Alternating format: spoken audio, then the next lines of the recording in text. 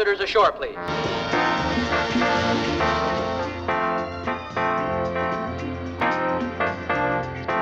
We've been expecting you. It's an honor. Oh, wow. What a great day. Good morning, Captain. Good morning, Captain. This is going to be such a fun voyage. A114. Welcome aboard. Well, I guess we're Cabinmates. We'll be docking soon. Shazam!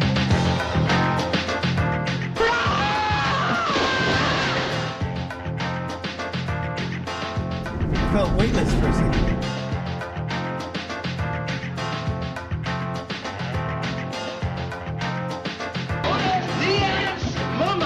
I don't believe it. What should I do? How should I act? Cool. Just vocal. On the pirate ship, Lange. Immense, mysterious, overpowering. I'm talking about the sea. Oh, goodbye. Let's just, hasta la vista. In 1973, Suzanne Somers made her first credited appearance in a major Hollywood picture. In American Graffiti, Somers, or Blonde in T-Bird, confidently rides past Richard Dreyfuss's character in a classic 1956 Ford Thunderbird. And this would be her trope. A beautiful, blonde, seemingly impossible to achieve girl of my dreams character with surprising down-to-earth wisdom and character once you get to know her. And this would carry on into her breakout role as Chrissy Snow in the 1977 hit TV show Three's Company. Before this breakout role, however, Somers would go on to make numerous cameos and bit parts in a variety of TV shows and movies. One very scenic and often undermined role we are going to talk about today. See this? This is San Pedro, otherwise known as the Port of Los Angeles.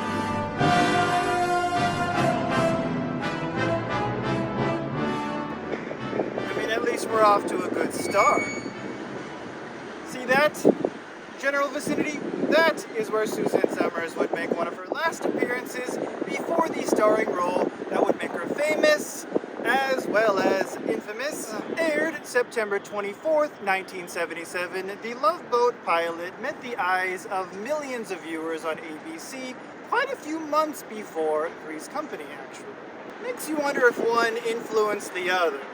The A&E documentary just skipped right past them. Now, what makes Suzanne Somers' role in The Love Boat so special is not just how close in proximity it was to her starring role in Three's Company, which first aired March 15th, 1977, but also because she is rather different than a character who, in my humble opinion, became more of a caricature as the show progressed. Which perhaps goes to show the range of Somers and her acting chops. In this role, she's spunky, smart, someone to look up to, someone who has clearly been around the block a few times, much like Somers herself.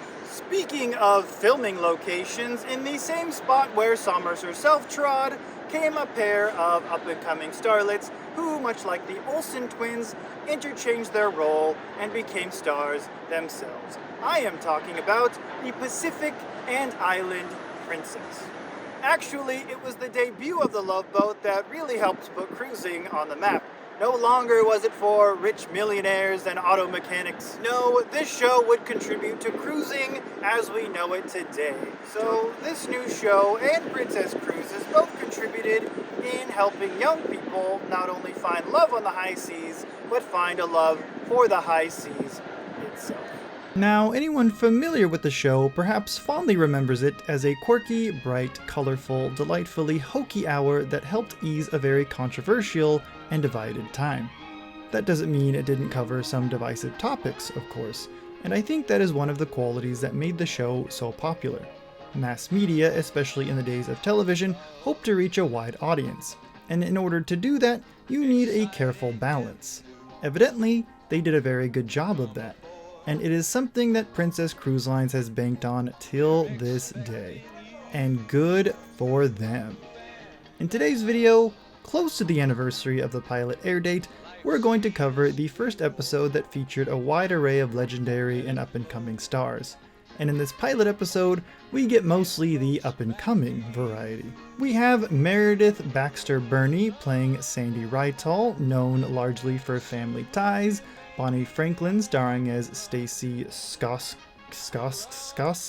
I can't even pronounce Stacy Skogstad. Stacy Skogstad. Stacy Skogstad. Skogstad, known largely for One Day at a Time. We have Robert Symonds playing the husband Aubrey Skogstad, known largely as a veteran in theater, the repertory theater of Lincoln Center in particular. Symonds played quite the role in the horror genre, specifically the Exorcist series. Shelly Novack, Congressman Brad Brockway, was a football offensive player for the San Diego Chargers in the 1960s and unfortunately died young of a heart attack in 1978, just a year after the first episode aired. Suzanne Somers plays Lorraine Hoffman, mostly known for Three's Company and the controversy surrounding the show, but also Step by Step in the 90s and a variety of product lines. Brenda Sykes plays Jenny O'Brien, discovered on The Dating Game, and starred in a fair number of action films throughout the 1970s. Jimmy Walker plays Ronald Baker, actor and comedian best known for Good Times and the lovable character in Good Times, J.J. Evans. Also in today's video, I am doing a collab with a YouTube friend who runs the Ocean channel and is going to discuss the true stars of the show, the beautiful ships themselves.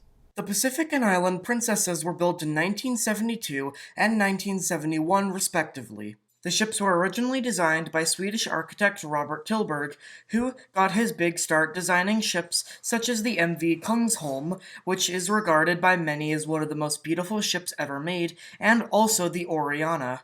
The Pacific Princess, originally named Sea Venture, was named after a 17th century sailing ship which wrecked off Bermuda, and its settlers, or survivors, later founded the colony of Bermuda. Both were originally in operation with flagship cruises. However, in 1975, they were sold to P&O's newly acquired Princess Cruises. They were built in West Germany at a cost of $25 million each. The Pacific Princess was originally yard number 411. The reason that Princess Cruises was chosen was because the film studio that was recording the show, which by the way was basically a replica of a show called Love American Style but on a cruise ship, they were looking around for a cruise line that would host them, and then they figured out, oh, wait a second, there's a cruise line that sails right out of the port where our headquarters is.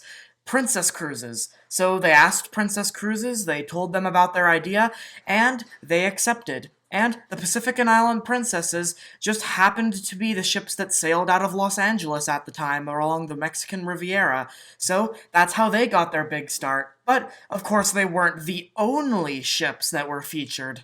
The pilot episode follows 4 sets of current passenger conflicts that the crew intermingles with and helps remedy for a good old happy resolved ending, which would become the general format of the show, a format that would keep it running for many reiterations. In the pilot episode, we have 3 episodes in one. A woman trying to hide from her congressman fiancé the centerfold modeling job she took on while trying to make it through law school, Captain Stubing's ex-wife who arrives with her new husband, causing old wounds to reveal their need for resolve, and a great study on the problems that distant career jobs can inflict on relationships. And my favorite, a woman running away from a man who refuses to marry her after a long committed relationship, and the divorcee roommate with a heart of gold who mentors her into a healthy dose of self-respect and independence as the man of the relationship chases her all the way down the sunny tropical Baja California peninsula. It seems the Mexican Riviera itineraries have definitely changed a lot over the years for various different cruise lines, stopping at a lot more ports. My main guess is because at the time, a lot of these ports did not have a lot of infrastructure to hold cruise ships. Now, one thing I love about especially the earlier episodes is that you get way more of the actual shipboard experiences than in later episodes where they utilize the indoor sound stages far more often. The sets are very impressive though, and in some cases pretty closely identical to the ship's actual Finnish-inspired interiors. You could have fooled me with the entrance lobby here and the main lounge there, for example. When you go around the ship, you can definitely feel that it is very Swedish-inspired. The Scandinavian culture resonates throughout the interiors. Another interesting thing was her lobby area, which would later inspire some atriums on other ships, but alas, there were no doors here, it was just a wall. Here we also see how much things have changed since 1977. This boardwalk, for example, was only...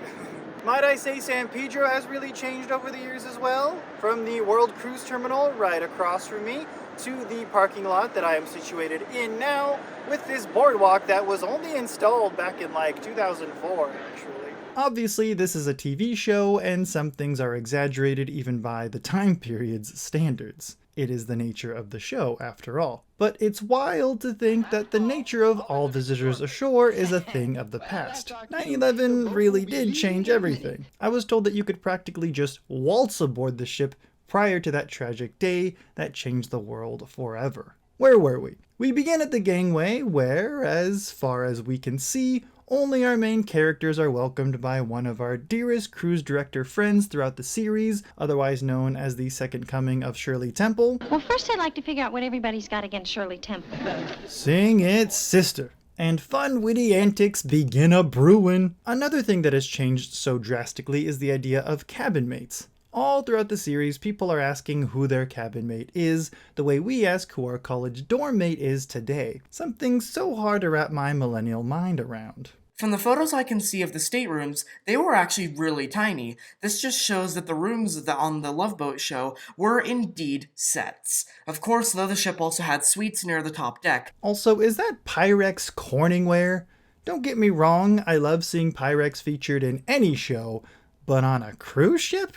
Anyone remember when a large window was considered an upgrade? The suite experience? Gone are the days of portholes, for the most part. I'm not complaining, but that sleek, streamlined look that portholes created is something we miss rather dearly, wouldn't you say? Another exaggerated, though more common occurrence was the farewell, with the streamers and the many happy faces. We need to bring this back, quite frankly. Hey, is that the original Sun Princess taking off? Continuity error, guys. The Love Boat? We won't amount to a thing. Not only was the Pacific and Island Princess mentioned in the Love Boat and shown, but there was also another ship, the Sun Princess. This one appears a couple times. The ship appears in a lot of scenes, mostly just because the audience won't be able to tell. Here we see our first impressions of a beautiful set depicting the original dining room. Here, Captain Stubing is confronted with her Mrs. X Icewoman wife, and all she can do is make fun of her bald head and point out how much better her new husband is. I swear, this guy's a secret undercover agent working for James Bond. Now that would have been an epic crossover. It's day 2 at sea, I'm sure. Is this a 7-day or a 10-day cruise now that I think about it? And Sandy oversleeps. On a cruise? And Miss Goodship Lollipop Julie McCoy helps her on the chase to capture and destroy all the evidence of her once desperate attempts at a quick buck. In the meantime, it's the next day at their first destination, Puerto Vallarta, and we get a real feel for just how much bigger cruise ships have gotten. Still a beautifully impressive sight of a type of ship we likely will never see again. I find it interesting that Somers and Sykes appear to get all the actual onboard scenes, and it is these scenes that really show the difference between the sets and the authentic shipboard experience. Is that another continuity error? Oh no, you cannot get past me. The window reflection that you see for those brief few seconds is in fact the Vincent Thomas Bridge behind me and not Puerto Vallarta. Do you mean to tell me that they use cost-cutting measures to save on time and money? My immersion is ruined, and this show will not amount to anything. He won't, trust me. At least they were cheap. Such colorful Baja-inspired outfits, too, might I add. 1977, you beautiful! And a very topical debate, even for today, ensues about marriage and commitment, partially influenced by social peer pressures, and partially influenced by the joy and upright integrity that come with commitment. Seriously, even in 1977, did they just let anyone on board while the ship was docked in port? It really was a different time, wasn't it? We transition with a beautiful shot of the portside profile from the open-aired bridge wing. One improvement early thousands cruise ships in particular made were viewing options for passengers above the bridge. I'm not knocking good progress here, okay? Another interesting feature of the ship is the Starlight Lounge and Casino. This looked over a top viewing area over the bridge. This top viewing area was completely unaltered and must have been very, very windy, and judging by some scenes I've seen on there, it was. And we get a glimpse of Doc and Captain Stubing's long-endured friendship.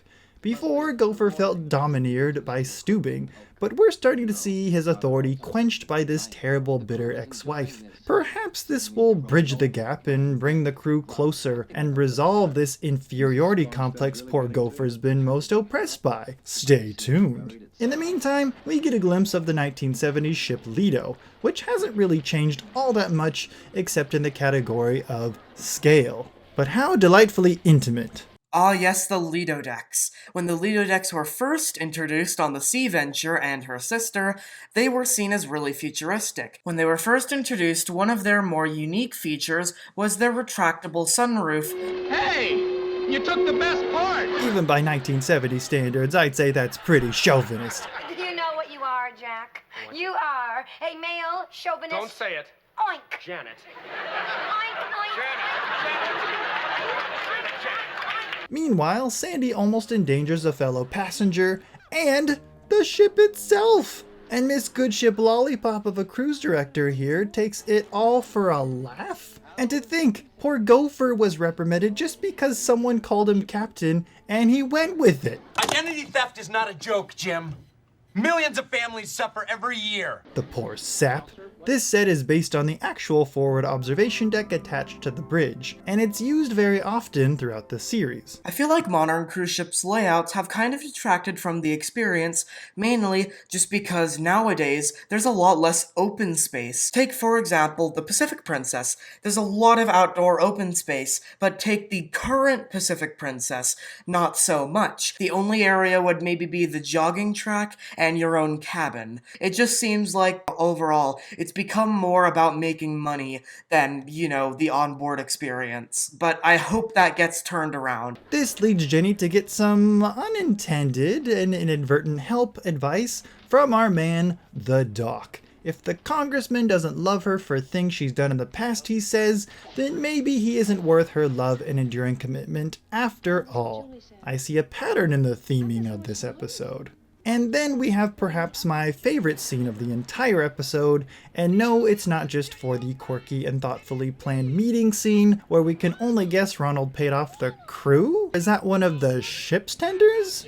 Tenders arose in the golden era of cruising, which was around when the Love Boat existed, mainly just because cruising itineraries did not have a lot of infrastructure to support ships. So, what they would do is that they'd ferry people to shore on boats. They'd call them tender boats. Usually, these would be ships that were already mounted to the main ship, and could be also used as lifeboats.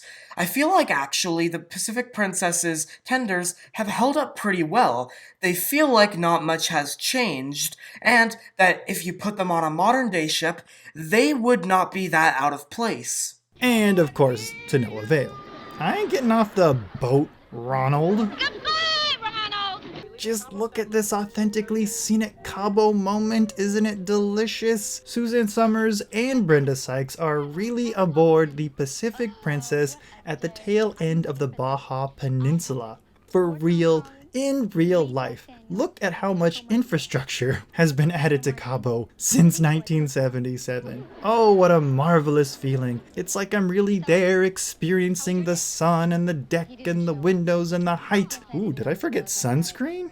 This is why the show is called The Love Boat and not the Love Hotel. And people ask me why I like boats Daddy, it's a ship. so much. Here we also see the aft end of the actual sun deck roundabout, the highest point on the ship, which, compared to modern cruise ships and even ocean liners before it, isn't really all that impressive when it comes to scale. But that also wasn't the point of cruise ships back then, which didn't need to be so big and hold so many people. I definitely say all in all, you can still find private spots on modern cruise ships, which is nice, but there's often just a sense of quietness and retreat to olden cruise ships because they don't have as many people on them.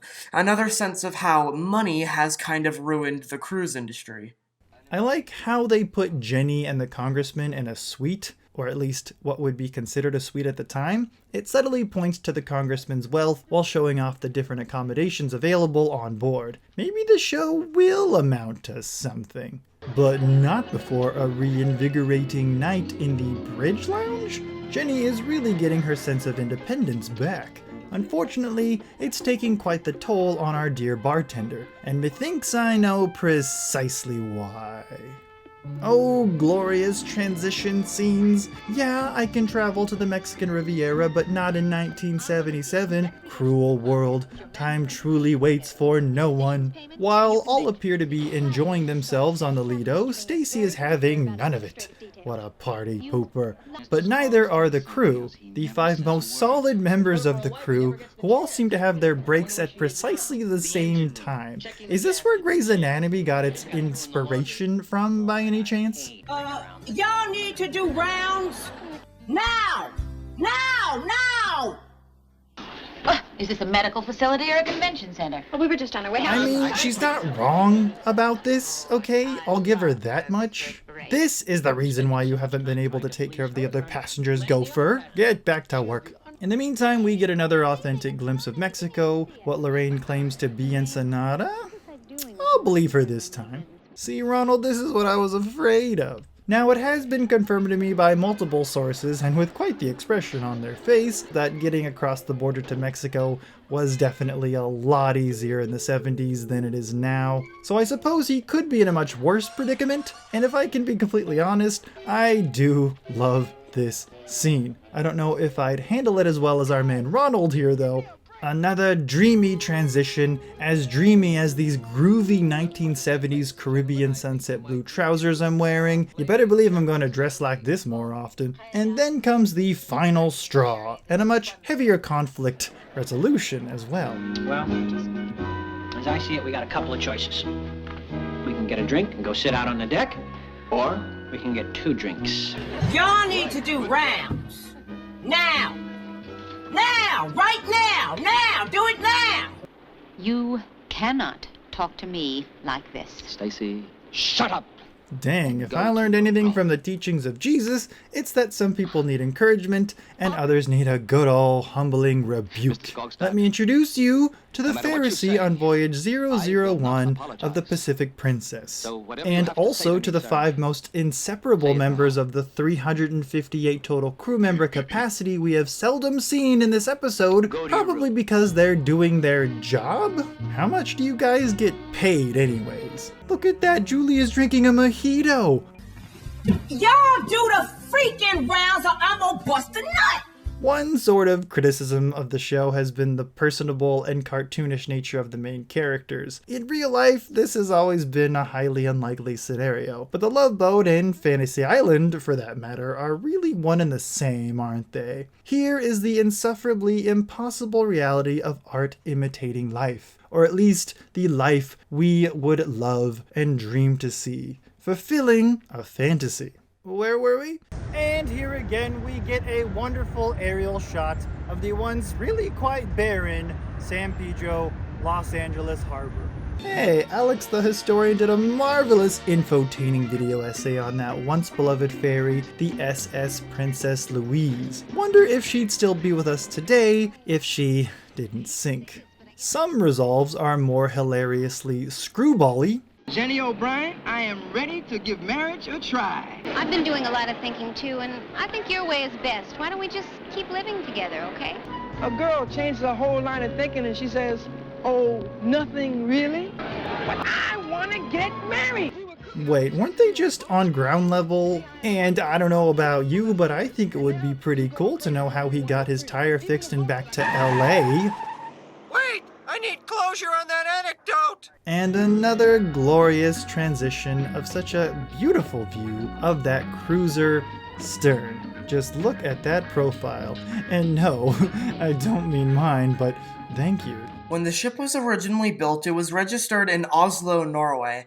But then it was eventually changed to London in the UK for the ship's very long career with Princess Cruises. Eventually, though, this was finally changed to Nassau, Bahamas, when the ship was sold to Coil Cruises and Pullmantur. Eventually, when the ship was renamed briefly for its scrapping voyage to the Asif, it was then re-registered to Lomé in Togo. Anyways, this is all for my part, so I really hope you enjoyed this video, and make sure to subscribe to Matthew's channel. On my channel, we cover basically whatever I'm interested in. This can cover from stuff relating to geography to ships as well. I mainly cover ships such as ferries and obscure ships, so I hope you would like to check out my channel, and of course Matthew's, and Soigin. Bye bye. And here, perhaps one of my most favorite resolves in the entire series. You deserved a much better husband than I was. I tried. But I wanted to command ships more than I wanted to make you happy. Life with me couldn't have been much of a picnic. No, it was my fault. I'm sorry. I couldn't find one important thing wrong with your ship. Goodbye, Merrill. Goodbye, Stacy. Thank you, and please consider subscribing. There are many more videos on the way. Captain Stubing, please come to the bridge.